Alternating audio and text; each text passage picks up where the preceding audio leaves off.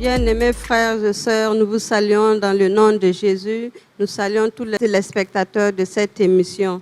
Aujourd'hui, Christ en famille reçoit encore le pasteur Jean-Baptiste Ouramba, pasteur principal de l'Église centrale des Assemblées de Dieu, pour nous parler de la vie de Sarah et Abraham encore plus en profondeur qu'à la première session. Et bonjour, pasteur. Oui, bonjour. Bienvenue à notre émission. Merci beaucoup. Alors, la dernière fois, on a déjà vu que Sarah a été obéissante et elle a dû faire des compromissions, pas pour être mensongère, mais parce qu'elle était obligée de protéger la vie de son mari. Et c'était aussi une vérité qu'elle était la sœur de son époux. Alors, il se trouvait que Dieu leur avait déjà fait la promesse de leur donner un héritier. Et cet héritier tardait à venir. Mais Dieu a parlé à Abraham et Abraham a eu confiance en l'Éternel. Et suite à cette confiance, il est dit dans les Écritures que Dieu lui imputa à justice. Et entre-temps, quand ça tardait encore, Sarah a proposé à son époux d'aller vers sa servante Agar et de leur donner un fils. Et celui-ci a accepté. D'où vient-il qu'il ait accepté de faire cette compromission au lieu de garder sa confiance en l'Éternel? Pourquoi n'a-t-il pas attendu d'entendre lui-même comme il avait l'habitude d'avoir de l'Éternel à ce propos? Oui, la situation était telle que, un, ils étaient avancés en âge. Deux, l'homme a toujours l'habitude de vouloir aider Dieu, voler au secours de Dieu.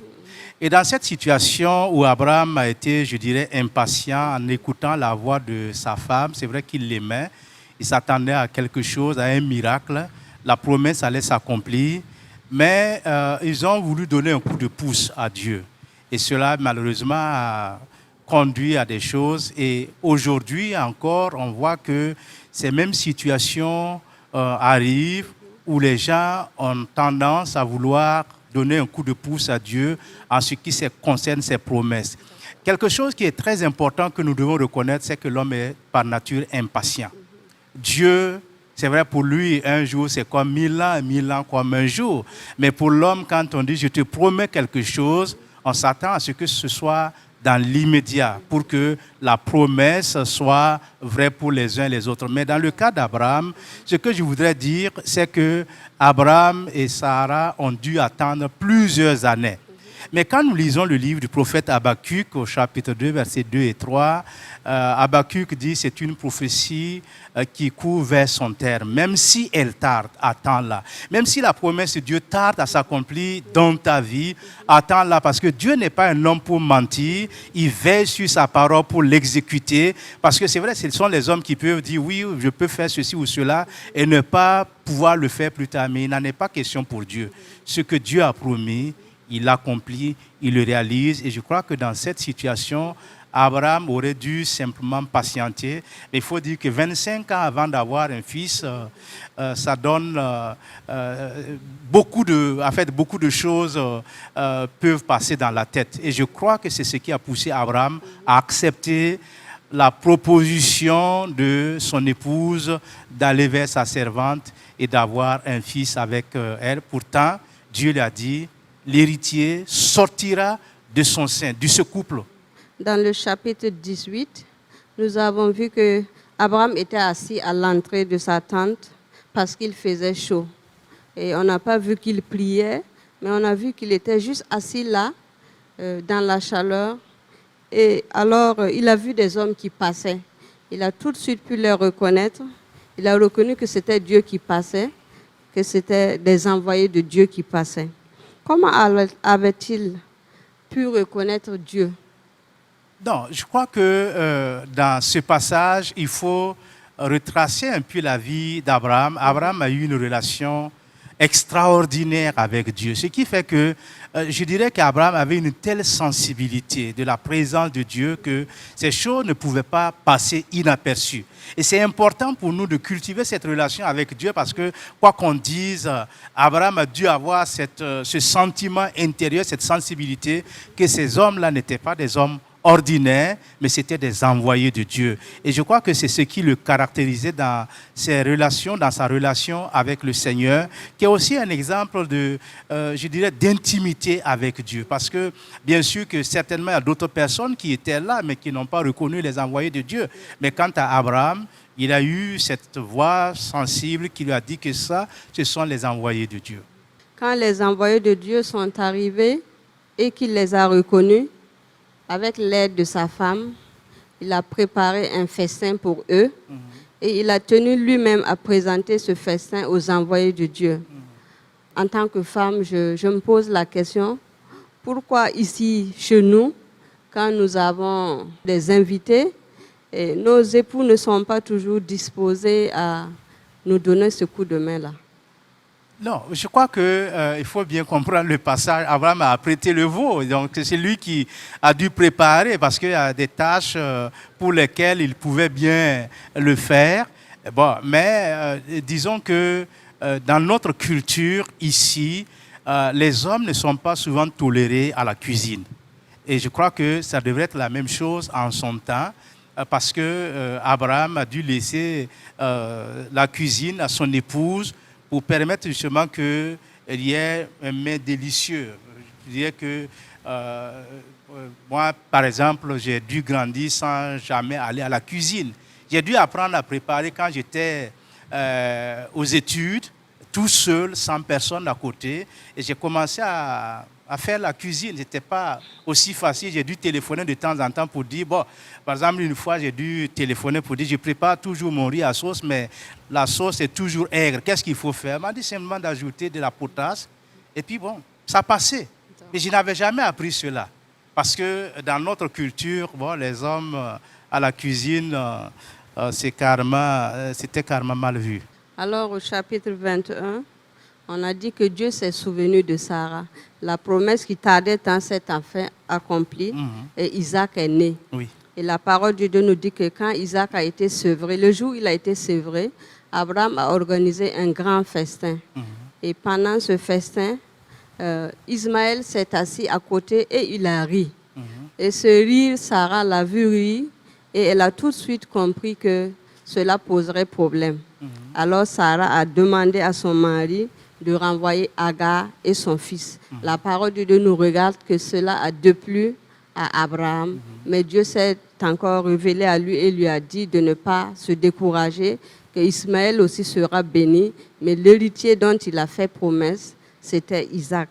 J'aimerais savoir, est-ce que la réaction de Sarah était correcte? Bon, il faut dire que je dirais que Sarah pensait ou croyait que son fils qu'elle a eu tard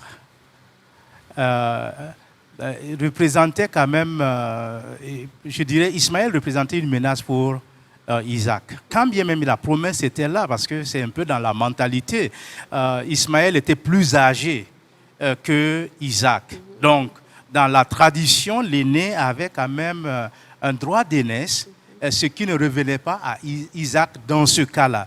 Mais étant donné que c'était l'enfant de la promesse, Dieu avait tous les moyens, mais Sarah a pris les devants pour demander justement qu'on éloigne celui qui ferait ombrage à l'héritier légitime. Mais Dieu n'a pas laissé Ismaël s'en aller sans quand même une promesse. Dieu lui a promis qu'il deviendrait aussi une grande nation.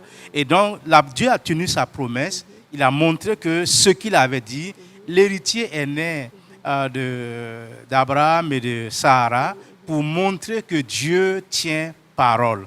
Eux se sont précipités et voilà un peu les conséquences. Ismaël est né. Ismaël, tant qu'Isaac n'était pas là, ne représentait pas une menace. Mais à partir du moment où Isaac était né, et comme je l'ai dit tantôt, ils ont voulu aider Dieu, mais voilà les conséquences. Pensez-vous que dans un contexte culturel comme le nôtre, l'attitude de la femme d'Abraham serait tolérée? Non, ça c'est... parce que, comme on le dit, Sarah était la femme d'une manière officielle. Et voir comment Abraham lui-même s'est humilié pour aller vers sa servante. Vous savez, dans notre culture, quand un homme va vers sa servante, c'est vraiment humiliant. Bon, mais Abraham a accepté sur proposition de la femme. Il n'est pas allé de lui-même, parce que je crois qu'Abraham n'aurait pas pu le faire, mais avec l'autorisation de son épouse Sarah, il est allé vers la servante, et cela était quand même, je dirais, un peu trop loin pour lui. Et nous voyons même les conséquences jusqu'à ce jour. Et dans notre culture, il arrive que dans nos milieux, quand la femme légitime, la femme qui est légalement mariée au mari, n'enfante pas, il arrive que les parents s'organisent pour donner une deuxième femme, pour qu'elle puisse enfanter. Mais bon, ça crée toujours les problèmes parce que celle qui va venir et puis enfanter, la rivalité va naître. Et je crois que Sarah a dû craindre cela quand bien même Agar était sa servante. Et pour éviter cela, il a demandé qu'on la renvoie avec son fils, ce qui était aussi, je dirais, Abraham sentait une partie de lui-même s'en aller. Parce que Ismaël aussi était issu de ses entrailles. Donc, je crois que dans nos cultures, ce sont des choses qui arrivent, mais bibliquement, ce sont des choses qui ne tiennent pas. Parce qu'on est lié à une et on doit rester lié quand bien même. Ce que les gens ne comprennent pas, on ne se marie pas d'abord pour avoir les enfants. Les gens pensent qu'une fois qu'on se marie, c'est pour avoir des enfants. Ce n'est pas nécessairement cela. Quand Adam et Ève se sont rencontrés, ils n'ont pas dit, bon, nous allons faire des choses. C'est la promesse de Dieu qui a suivi en disant, bon, multipliez-vous et remplissez la terre. Quand cela n'arrive pas, bon, Dieu aussi a ses plans dans la vie des hommes. Alors, quel conseil pouvez-vous donner aux autres familles comme nous qui attendons toujours d'avoir des enfants? Non, je crois que le conseil que je voudrais dire, Dieu promet que la stérile enfantera. Ça, c'est une de ses promesses. Et nous voyons à travers la Bible combien de stériles ont enfanté. Dans la parole de Dieu, quand Dieu promet quelque chose, soyez simplement patients. Moi, je vous donne un exemple que j'ai vécu au début de mon ministère. Il y a une famille, le monsieur était marié depuis plusieurs années. Et la femme n'enfantait pas. Qu'est-ce qu'il a fait? Il a pris une deuxième femme. Et curieusement, au même moment, les deux femmes sont tombées enceintes. Vous voyez un peu ce qui va se passer dans la famille. Eh bien, l'homme était entre les deux femmes. Il savait quoi faire. Bon, mais il a finalement gardé les deux femmes tout en sachant qu'il vit dans une situation irrégulière. Et même dans l'exercice de mon ministère, ici, j'ai vu des femmes qui ont attendu pendant longtemps. Pendant très longtemps, 8-9 ans. Et finalement, la promesse de Dieu s'est accomplie. Donc, il n'y a pas de... je dirais que Dieu a un temps pour toutes choses. Et comme il est dit dans Habakkuk chapitre 2, Dieu dit dans sa parole, même si la prophétie tarde, même si la promesse tarde, soyons simplement patients, parce que Dieu n'est pas un homme pour mentir. Merci bien, pasteur. Merci. Nous sommes au terme de cette émission. Et nous vous remercions, toute l'équipe de production se joint à moi pour vous dire merci pour votre disponibilité. De rien. Oui. Tout le temps que vous aurez besoin de moi, je serai là. Soyez sûrs que vous nous reverrez encore. En tout cas, que Dieu vous bénisse. Amen. Et merci pour l'initiative. Amen. Alors, nous vous invitons à nous suivre sur les réseaux sociaux. Je vous remercie. Soyez bénis.